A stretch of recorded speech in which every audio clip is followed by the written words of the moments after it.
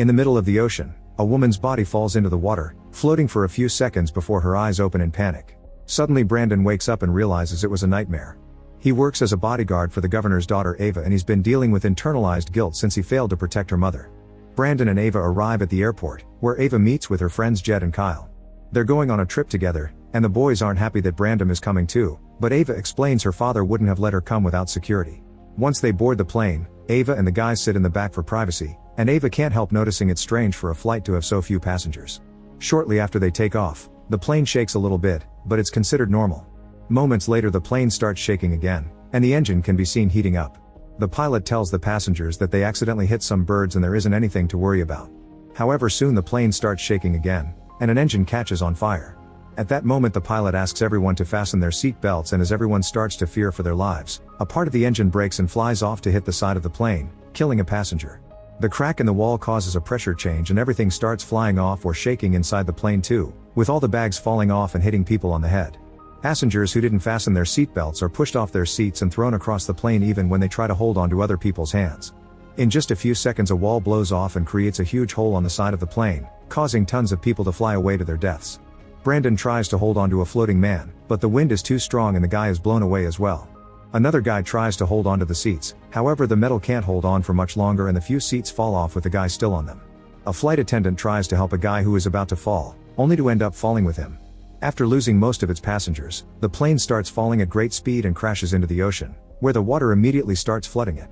As Brandon is stabbed by a piece of metal, the seats are pushed forward by the impact and kill many passengers by crushing them. The plane sinks for a few minutes and eventually comes to a stop when it gets stuck on the seabed.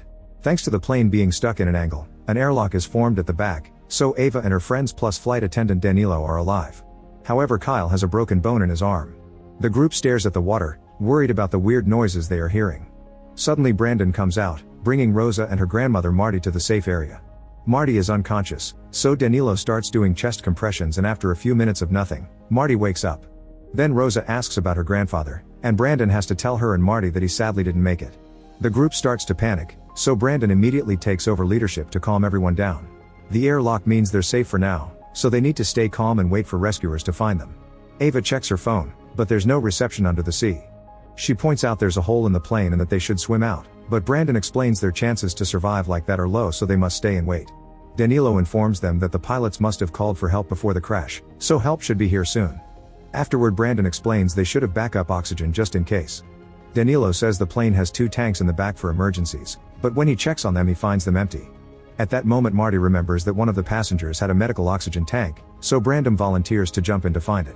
Before he leaves, Marty asks him if to bring her husband's hat. Brandon dives in and swims through the corridor as he checks the passengers who died in their seats. He finds the husband's hat and takes it, not noticing something swimming by the window. Then he finds the oxygen tank and takes it as well before checking on the hole. He decides to swim further to search for anything else he can take, and to his shock, he's suddenly attacked by a shark that enters through the hole. The creature immediately bites Brandon and he struggles against it, trying his best to get it off him. Meanwhile the group gets worried because they see the ripples in the water indicating something is going on. Suddenly the ripples disappear and Brandon resurfaces, telling the others to stay back while revealing some severe wounds on his body. Breathing heavily, he hands the others the oxygen tank and the hat before apologizing to Ava. Then he's dragged back into the water and the group sees the shark's tail peek out while the creature eats the poor man. Terrified, the group moves back to hide in the employees area and agrees they should keep on waiting as Brandon says. Then Marty offers to take care of Kyle's arm, explaining she used to be a nurse during wartime and that's how she met her husband. Kyle screams in pain when Marty pushes the bone back into place, and using some thick magazines and bandages, she improvises a splint. Outside, a helicopter is flying near the area in search of the fallen plane. They have priority orders because they know the governor's daughter is among the victims, but for now they don't see anything. Back to the survivors, they hear some creaking and the plane moves for a few seconds, indicating it may fall again at any moment. Jed is starting to get too negative, and Danilo opens the oxygen tank Brandon retrieved. At that moment they see the water getting red and the noises make them realize the sharks have come inside to eat the drowned bodies. Suddenly the plane shakes a little and they see the sharks swimming by their window, hitting random plane parts as they move. Rosa is getting too scared and Ava tells her not to worry because she's sure they'll be rescued. However, the helicopter still hasn't found anything and doesn't have much fuel left. The group keeps track of the water level and calculates they still have around 3 or 4 hours before the water reaches the back. However, they also keep hearing the metal creaking and notice some water leaking through the ceiling, so they can't be sure if the plane will hold up that long. Suddenly the plane starts falling, sliding down for several minutes and causing a bunch of rocks to fall off until it gets stuck again. Thankfully the group holds on and nobody gets hurt, but this new angle is causing the water level inside the plane to rise faster. Since the seabed obviously isn't as solid as they thought, the group agrees they have no choice but to swim out of the plane. They'll need to find some way to distract the sharks, and Rosa says she learned at school that sharks don't like bubbles. There's still the problem of being able to hold their breath for that long, and Kyle suddenly remembers something. Some passengers were traveling with scuba equipment. Danilo explains those things are in the baggage hold and there's a hatch that would give them access, however the oxygen tanks are probably empty, otherwise they wouldn't have been allowed in the plane. Ava thinks the rest of the scuba equipment could still be useful, but Jed is too pessimistic, so Ava pretends she needs to pee and hides in the bathroom, where she has a breakdown as she hears the plane creak. When she comes out, Ava teaches Rosa it's okay to be frightened. Outside, the helicopter only has 15 minutes of fuel left. At that moment they finally find plane parts floating around, so 2 divers jump into the water to start the search. It doesn't take them long to find the plane, and as soon as they come closer the group starts making gestures at the window. One of the divers swims toward the hole while the other approaches the window to tell the survivors it's all fine now. Suddenly the shark appears behind him and he doesn't notice it, so the group tries to warn him. The diver turns around and finds nothing, but when he looks at the plane again, he's pulled down by the shark and killed. After hearing lots of noises above the plane, the group looks out the window and sees the diver's leg floating away. Remembering the other diver, the survivors check out the corridor, but nobody shows up, so they assume that guy is also dead. Outside, the helicopter is almost run out of fuel, so they have no choice but to leave. At least they have the coordinates and backup is already on its way. Back to the survivors, Ava points out that if the other diver is dead, they could take his oxygen tank. She looks underwater and notices a shadow, but she can't know for sure. Jed tries to get a closer look by standing on the seats, only to slip and fall into the water. The group worries because they can't see him, but he then surfaces laughing because he had been pranking them.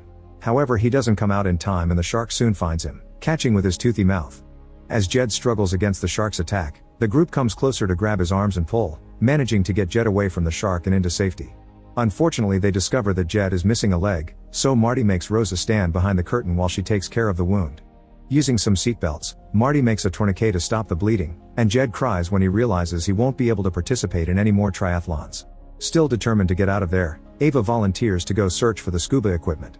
Danilo opens the hatch and they discover the baggage hold is also flooded, but Ava dives in anyway. With a flare, she looks around the area, unaware that something else is swimming behind the bags.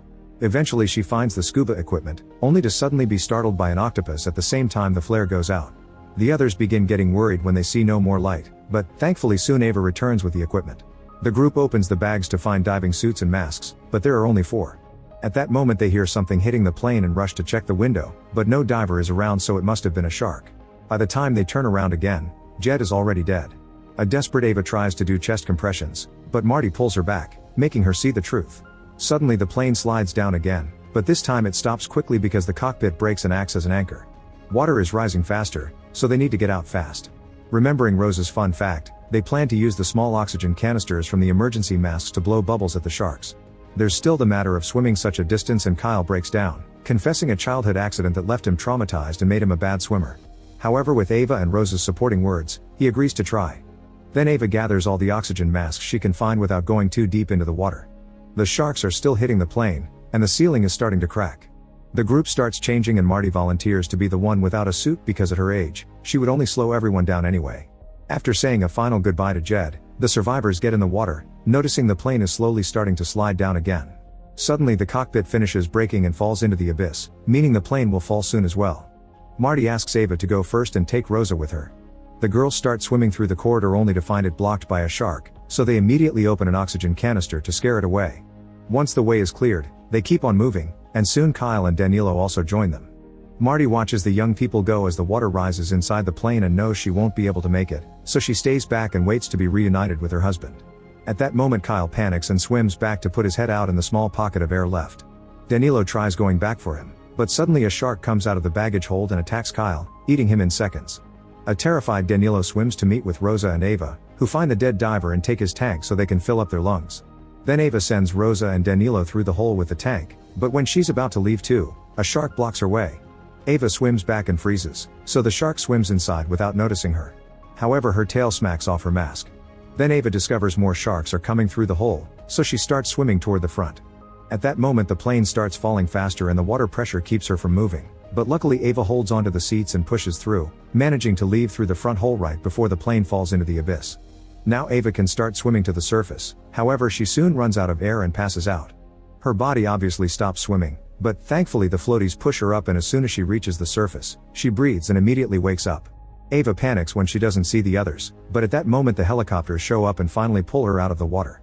Danilo and Rosa have already been rescued, and when Rosa asks about her grandmother, Ava gives her the bad news. As a last goodbye to her grandparents, Rosa throws her beloved plushie into the water before falling asleep in Ava's arms. Make sure to subscribe and turn on notifications so you can watch more videos like this. Thanks for watching.